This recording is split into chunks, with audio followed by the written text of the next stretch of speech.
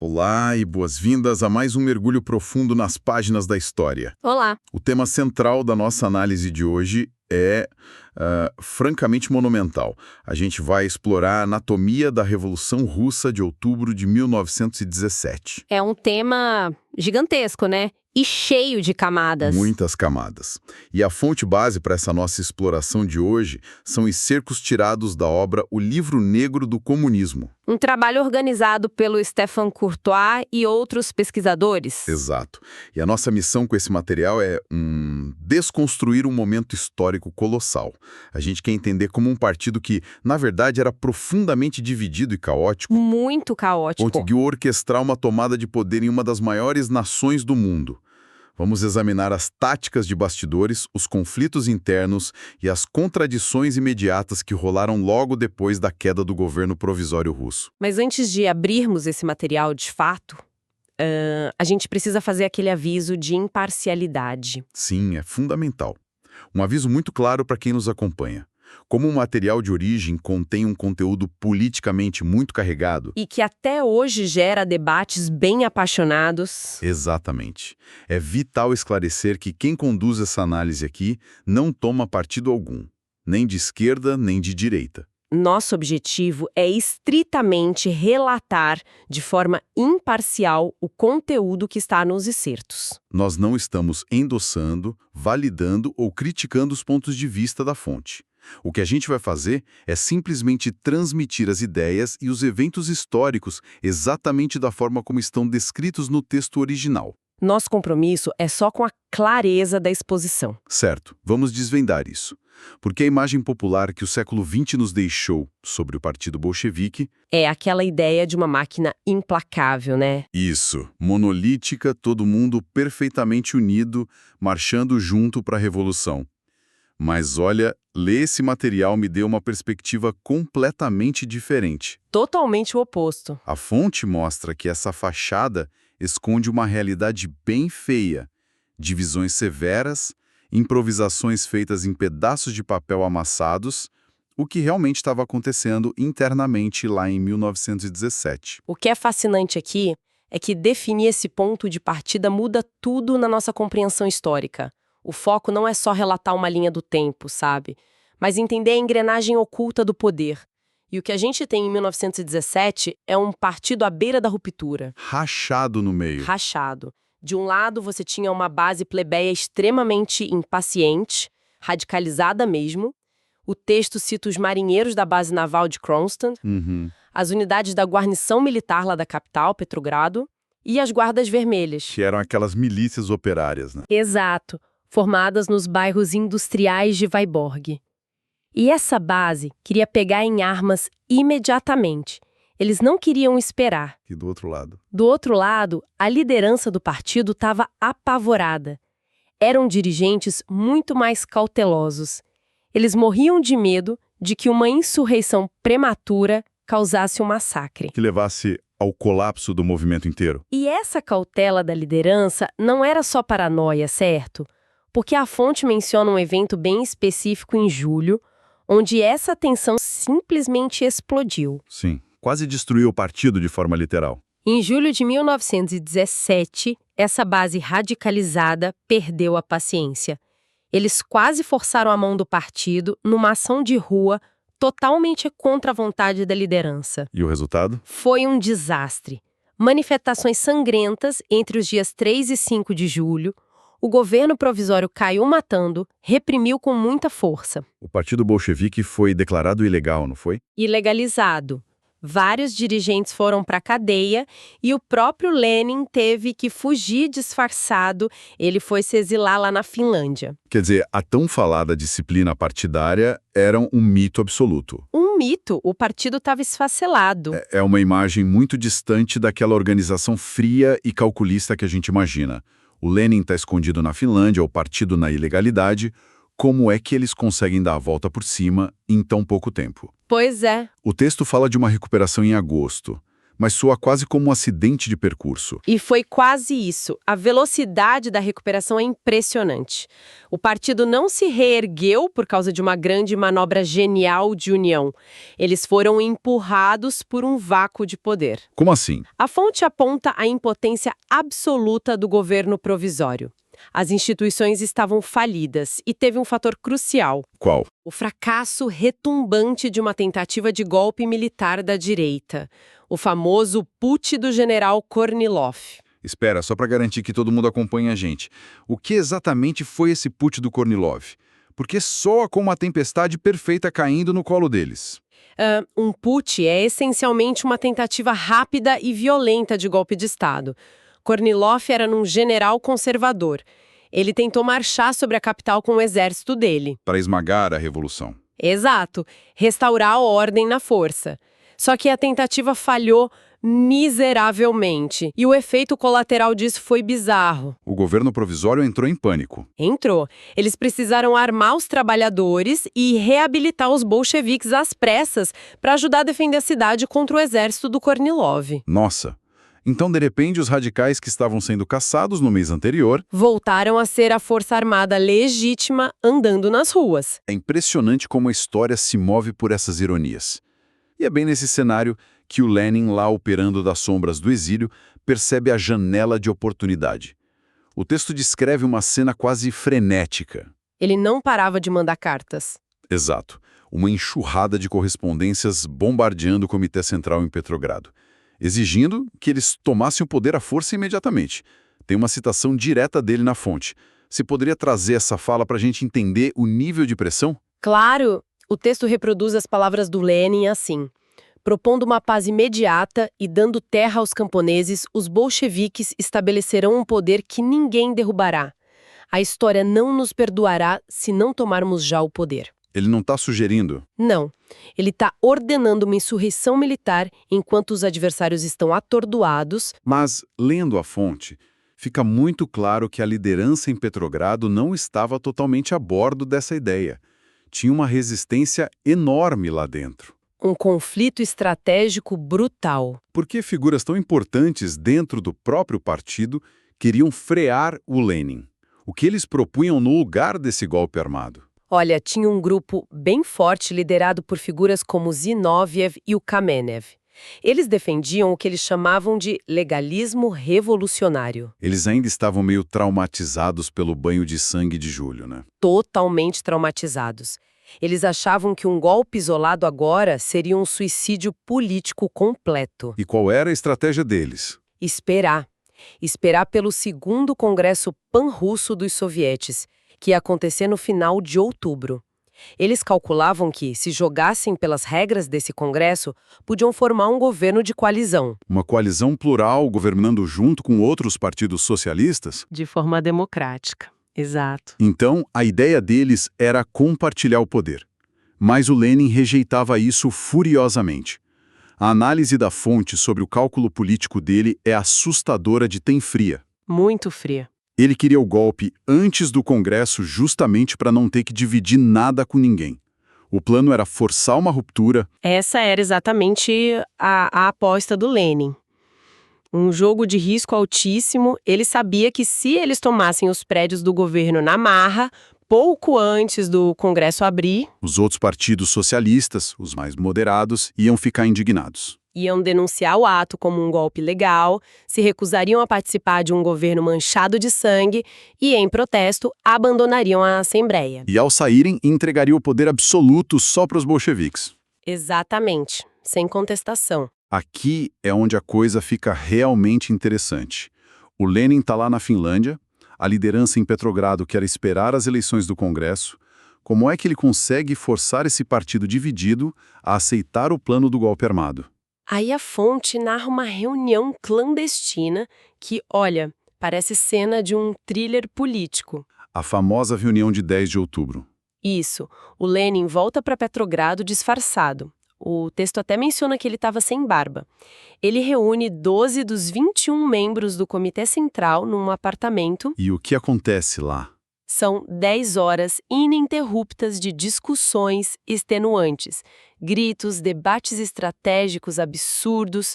No final dessa maratona toda, ele força uma votação. E o resultado? Dos 12 presentes, ele consegue arrancar 10 votos a favor da insurreição armada. Só 2 votaram contra. Essa proporção é muito reveladora, 10-2. E o material nos diz quem foram esses 2 votos divergentes. Diz sim. Os 2 votos contrários foram justamente do Zinoviev e do Kamenev. Caranga! A resistência continuou firme mesmo depois de 10 horas de pressão direta do Lenin. Eles se mantiveram absolutamente firmes na ideia de que um golpe solitário ia arruinar o movimento. A fratura no partido era real até a véspera da ação. Certo. Mas com a votação favorável, o plano passa de teórico para prático. E é preciso de alguém para organizar a logística militar disso. Não é pouca coisa. A fonte aponta a criação de uma estrutura específica em 16 de outubro pelo Trotsky. Que estrutura era essa? O Trotsky cria o Comitê Militar Revolucionário de Petrogrado. Geralmente a gente chama pela sigla CMRP. CMRP. E qual era o propósito verdadeiro por trás disso? O texto enfatiza que o objetivo era duplo e muito meticuloso. O primeiro, óbvio, organizar a logística do golpe. Coordenar soldados, distribuir armas, definir os alvos. E o segundo? O segundo, e talvez o mais crítico para manter o poder depois, era evitar a todo custo que a insurreição virasse uma revolta popular espontânea. Uma revolta anarquista. Isso, porque se a população tomasse as ruas de forma caótica, o partido perderia o controle da narrativa. O golpe precisava ser uma operação fria, técnica e gerenciada. Nossa, isso desconstrói completamente aquela mitologia de uma revolução gigantesca e super passional. Totalmente. E quando a gente chega no dia 25 de outubro, o dia da execução do golpe, o contraste com a imagem de cinema que a gente tem é bizarro. O texto diz que foi um evento minúsculo. Sim, muito pequeno. Como foi a realidade desse assalto ao poder? Não teve aquelas batalhas épicas nas ruas da capital. Nenhuma batalha épica. É uma das grandes ironias históricas. A fonte deixa muito claro que, diferente daquelas pinturas heróicas que vieram depois, o golpe militar foi surpreendentemente pequeno em escala humana. Quem participou de fato? Apenas alguns milhares de soldados da guarnição, uns grupos de marinheiros e algumas centenas de guardas vermelhas. Os combates foram raríssimos. A oposição do governo foi praticamente nula. E as vítimas? O número de vítimas fatais foi tão baixo que a fonte descreve como insignificante. A cidade simplesmente acordou e o governo provisório tinha evaporado. E aquela aposta política do Lenin sobre o Congresso? Aconteceu como ele previu. Os moderados morderam a isca. Ocorreu perfeitamente dentro do roteiro dele. Diante do fato consumado do golpe armado ali na madrugada, os socialistas moderados chegaram no Congresso enfurecidos. Claro, foram passados para trás. Gigante e assustador. Com a oposição fora da sala, os bolcheviques aprovam um documento redigido pelo Lenin, passando, entre aspas, todo o poder aos sovietes. Isso. Para quem está acompanhando a gente e não lembra bem, sovietes eram aqueles conselhos formados por operários e soldados, que teoricamente seriam a base do novo governo descentralizado. Mas a fonte é muito dura sobre esse documento, ela chama isso de uma ficção formal. Por que usar esse termo? Porque, na prática, todo o poder armado e executivo já estava concentrado nas mãos do partido, através daquele Comitê Militar do Trotsky, o CMRP. Que não respondia a conselho operário nenhum. Nenhum. A fonte argumenta que essa frase, todo o poder aos sovietes, foi uma manobra de linguagem pura e simples, para iludir gerações futuras. Eles criaram um mito de que governavam em nome de um povo no país dos sovietes. Quando, na verdade, o poder absoluto pertencia a um pequeno grupo de dirigentes bolcheviques. Exatamente. Horas depois dessa votação sem oposição, formou-se um novo governo oficial, o Conselho dos Comissários do Povo, presidido pelo próprio Lenin. Bom, tomar os palácios vazios é uma coisa, mas o texto dá uma virada de chave brutal aqui. Nada. No dia seguinte, eles são donos de um império em total colapso. A fonte descreve 3 grandes equívocos. 3 frentes de conflito imediatas que esse novo regime enfrentou ao tentar impor a ideologia numa realidade tão hostil. O choque de realidade foi forte. Vamos explorar esses 3 pilares. O primeiro grande desafio diz respeito ao problema central da Rússia na época, que era a terra. Pelo que eu entendi do texto, a ideologia do partido não sobreviveu ao primeiro contato com a realidade rural. Sobreviveu. De forma alguma. Historicamente, a doutrina bolchevique exigia a estatização total das terras. Toda a terra deveria pertencer ao Estado. Exato. O problema é que, quando eles assumiram o poder e olharam para o campo, eles viram que a influência deles por lá era quase zero. Milhões de camponeses já estavam fazendo a sua própria revolução de forma autônoma e violenta. E o que os bolcheviques fizeram para não serem varridos do mapa logo nas primeiras semanas? Eles tiveram que ser pragmáticos. Nas palavras do texto, eles roubaram o programa agrário dos rivais deles, os socialistas revolucionários, e aprovaram um decreto distribuindo as terras diretamente aos camponeses. Um pragmatismo extremo. Eles assinam um decreto que vai contra a própria cartilha ideológica só para sobreviver. Sim. Mas a fonte detalha que esse decreto oficial era quase uma fachada para a barbárie que já acontecia na prática. O que estava ocorrendo de fato no campo. O texto explica que, desde o verão, aquelas comunidades camponesas vinham praticando expropriação violenta de propriedades rurais. Eles atacavam os nobres e, pior ainda, atacavam os próprios vizinhos mais prósperos. Os camponeses ricos. Isso, os famosos kulaks. O decreto bolchevique só assinou embaixo, sacou? Legitimando retroativamente uma apropriação brutal. E a fonte aponta um ponto trágico nisso tudo, né? Sim, porque esse recuo tático não mudou a ideologia de longo prazo deles. O programa original de estatização das terras seria retomado impiedosamente algumas décadas depois, o que resultou naquela catastrófica coletivização forçada que deixou milhões de mortos, certo? Então, no campo, eles tiveram que ceder temporariamente a esse caos. Mas e nas cidades? Porque o segundo grande equívoco envolve diretamente a base que os colocou no poder: os trabalhadores urbanos. O slogan não era controle operário das fábricas? Era o slogan, mas na prática o controle operário evaporou. Como assim? A transição foi muito rápida de todo o poder aos sovietes para todo o poder do partido sobre os sovietes. Em questão de semanas, aquelas instituições autônomas que ajudaram a derrubar a ordem antiga, Sindicatos, comitês de fábrica. os conselhos de bairro, tudo isso foi esvaziado de autonomia. Foram subordinados à hierarquia do partido ou simplesmente dissolvidos à força. O controle passou a ser do Estado sobre as fábricas. E sobre os próprios operários. E como esses trabalhadores reagem a isso? Porque a fonte descreve um cenário de pura miséria nas cidades. Desemprego crônico, a inflação devorando os salários e a fome urbana constante. Deve ter sido um choque imenso para a base deles. A desilusão foi imediata e bem violenta. A fonte relata que, logo em dezembro de 1917, estamos falando de pouco mais de um mês depois do golpe brilhante planejado pelo Lenin e pelo Trotsky, o novo regime já se via cercado por uma onda massiva de greves operárias. Trabalhadores cruzando os braços contra o chamado governo dos trabalhadores. Exato. A base popular de apoio derreteu rapidamente frente ao colapso econômico e a esse autoritarismo crescente. O que nos leva ao terceiro grande equívoco, que envolve um tamanho colossal do antigo Império Tsarista. O novo governo assumiu o poder fazendo promessas grandiosas de autodeterminação para todas as nações subjugadas. Sim, a mensagem inicial parecia ser: se vocês quiserem formar os seus próprios países independentes, a porta está aberta. Mas o resultado foi um esfacelamento imediato das fronteiras. Imediato. Eles prometeram o direito à independência.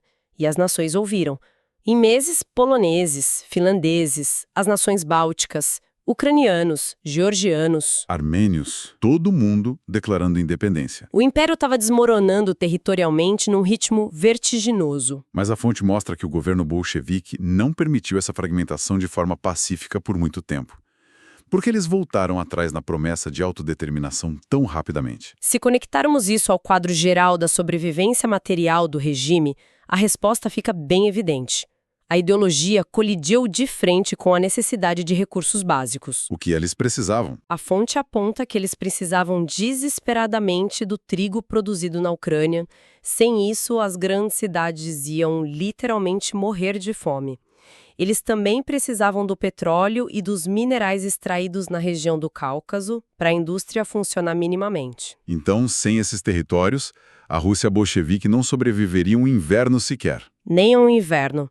Por isso, eles abandonaram a promessa de liberdade e passaram a usar a força militar para recuperar o controle dessas regiões. Assumindo na prática o papel de herdeiros territoriais do velho império que eles juraram destruir. É a ironia da história. Então, o que tudo isso significa na prática diária do poder? Olha para esse cenário. Um governo central lutando contra o caos rural, enfrentando operários em greve nas cidades e tentando reconquistar à força países que se declararam independentes. Tudo isso sob a sombra de uma fome catastrófica. É um caos absoluto. Como um grupo minoritário consegue se manter no topo de tamanho caos? A resposta que o material dá foca em uma estrutura específica. O texto a chama de braço armado da ditadura do proletariado. Quem eram eles? Toda aquela estrutura de força bruta operava a partir de uma instituição que a gente já mencionou. O Comitê Militar Revolucionário de Petrogrado, o CMRP. Aquele que o Trotsky criou? Esse mesmo. Enquanto o Conselho dos Comissários do Povo tentava criar a imagem de um governo oficial e diplomático, era o CMRP que operava como o motor coercitivo do regime. O trabalho sujo. Exato. A fonte faz uma análise minuciosa dessa estrutura e revela que o comitê tinha cerca de 60 membros. E desse total, 48 eram membros estritos do Partido Bolchevique. Mas a presidência oficial do comitê não era de um bolchevique, era? O texto menciona um homem chamado Lazimir. Lazimir, mas olha, foi uma manobra de fachada. Ah, entendi. Não foi uma coalizão real. Não. O Lazimir era um socialista revolucionário de esquerda que foi colocado ali só para dar um verniz de pluralidade para o negócio. O controle operacional duro, aquele poder de decidir quem era preso e quem era fuzilado, estava nas mãos de quadros bolcheviques implacáveis. Nomes como o Antonov Ovsienko. E, principalmente, o Félix Dzerzhinsky. O texto traz uma citação direta desse Dzerzhinsky que, sério, me deixou paralisado. Ele descreve como ele via o propósito do comitê. Você pode ler esse trecho pra gente? Mostra exatamente como eles enxergavam a lei a partir daquele momento. A definição dele é de um pragmatismo letal. O Dzerzhinsky diz: uma estrutura ágil, flexível, prontamente operacional, sem futilidade legal, nenhuma restrição para agir, para bater nos inimigos do braço armado da ditadura do proletariado. Sem futilidade legal, é arrepiante. É a remoção completa de qualquer freio moral ou jurídico institucional. A ação violenta passou a ser validada apenas pelo critério da necessidade revolucionária. E quando a fonte descreve o dia a dia desse comitê, parece o cenário de uma startup administrativa completamente caótica, mas com o poder de destruir vidas. Uma startup letal. O material fala de um grupo de cerca de 20 pessoas sentadas numa sala que, num período de apenas 53 dias, emitiram quase 6.000 ordens drásticas. E a maioria dessas ordens foi escrita a lápis em pequenos pedaços de papel rasgados. É o caos burocrático letal. O que diziam essas ordens a lápis? O alcance dessas ordens era absoluto.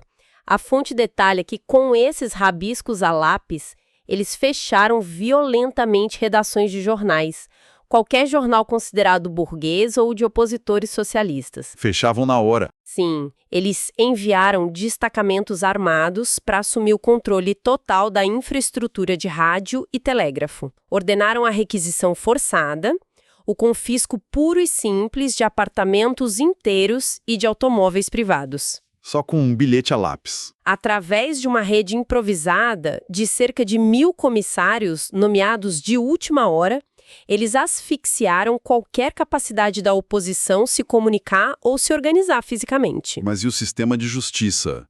Alguém que tivesse seu apartamento roubado ou o jornal fechado, sei lá, podia recorrer a um juiz.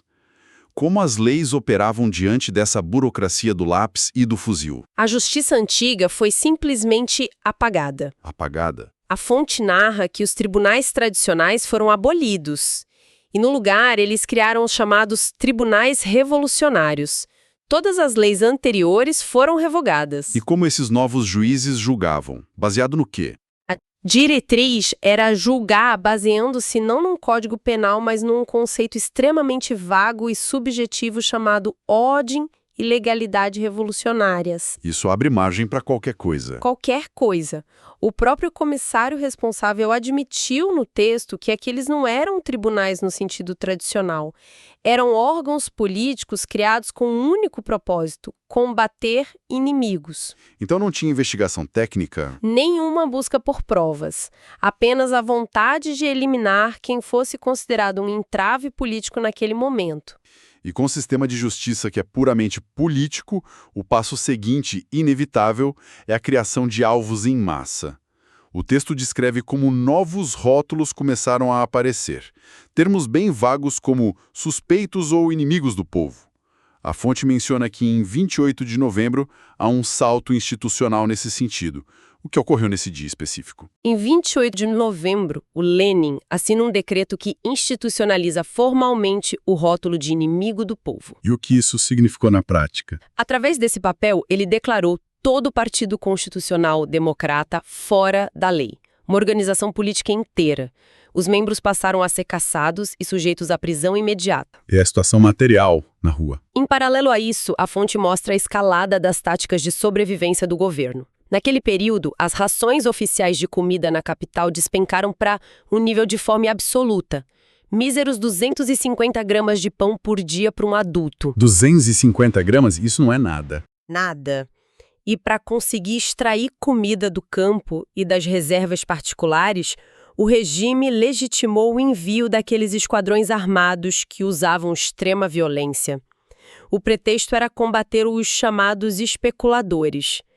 A lei passou a ser literalmente aquilo que o partido precisava para sobreviver até o dia seguinte. É uma montanha de informações muito fascinantes e sombrias, quando a gente analisa detalhes tão concretos como esses. A tensão da liderança, as 10 horas de discussões clandestinas num apartamento, as 6.000 ordens a lápis e o pão escasso de 250 gramas. O que a gente consegue é desmistificar todo aquele romantismo que normalmente cerca grandes épicos revolucionários. Sim, tira a aura de romance e mostra a mecânica. Para quem acompanha a gente e tem uma mente voltada para compreender os mecanismos práticos do poder, a grande lição dessas páginas do livro reside em observar como as promessas iniciais idealistas sofrem mutações rápidas. Vemos promessas de paz, distribuição de terras e um controle verdadeiramente descentralizado se desfigurarem em questão de meses. E tudo isso sob a pressão esmagadora da necessidade de governar um país fragmentado e simultaneamente impor uma doutrina férrea. Isso levanta uma questão importante. Algo que reverbera muito além dos recortes de 1917 que a gente analisou hoje. Qual questão? Quando a promessa de justiça social e igualdade descarta a segurança das leis escritas em favor de uma chamada legalidade revolucionária, uma legalidade que flutua conforme as conveniências de quem está no topo. E quando os conselhos de base perdem sua voz para serem silenciados por um partido único no poder, a partir de que ponto exato uma revolução, nascida daquele desejo ardente de aniquilar uma tirania, se transforma inexoravelmente no próprio monstro que jurou destruir? É uma provocação fortíssima. O estudo dessas manobras operacionais nos deixa não só com dados históricos precisos, mas com um alerta perene sobre a natureza corrosiva do poder absoluto e irrestrito. Um encerramento reflexivo e contundente. Uma análise fundamental sobre como as engrenagens da política e do poder realmente operam sobre o peso da urgência extrema. Agradecemos imensamente a companhia por mais esse mergulho analítico e histórico. Até o nosso próximo encontro.